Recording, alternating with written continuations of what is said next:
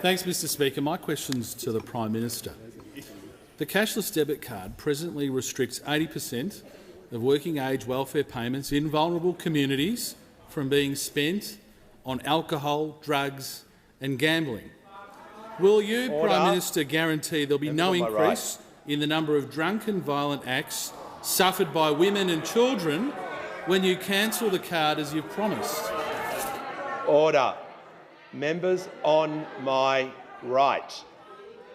I give the call to the Minister for Social Services. Well, Order. thank you very much, Mr Speaker, and I thank the member for the question, because there has been a lot of rhetoric heard in the debate by the Shadow Minister, but also in the debate last night, but not a lot of evidence. And the evidence is very clear.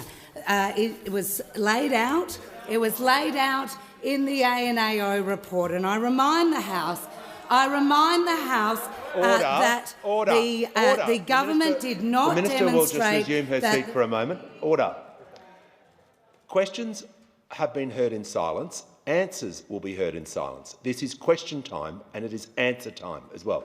I call the Minister for Social Services. Thank you. And I remind the House that the government was not able to demonstrate that the CDC program was meeting its intended objectives. That is from the ANAO report. But I continued reading the ANAO report and I found some other interesting information in Table 1.2.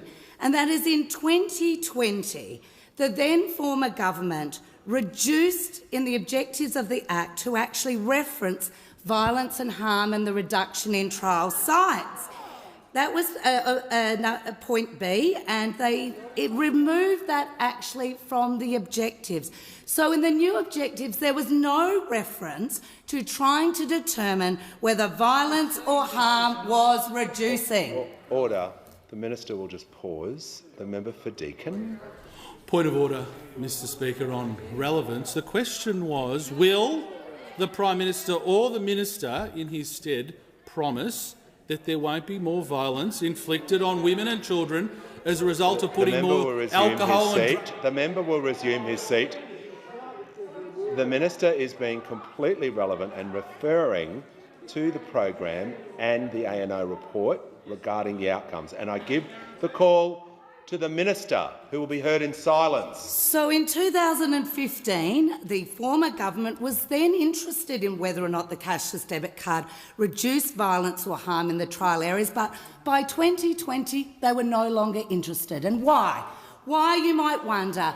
Well, that is because they could not provide any evidence to suggest there was a reduction of harm and violence in communities. And we've heard a lot from those on the other side about the University of Adelaide report. The University of Adelaide report, and I want to go to the part of the report that talked about safety, crime and family violence, where it said that 60% of CDC participants reported that they did not feel safer since the introduction of the CDC card, and 28%, that's more than 1 in 4 participants, reported their safety had reduced since the introduction of the CDC card.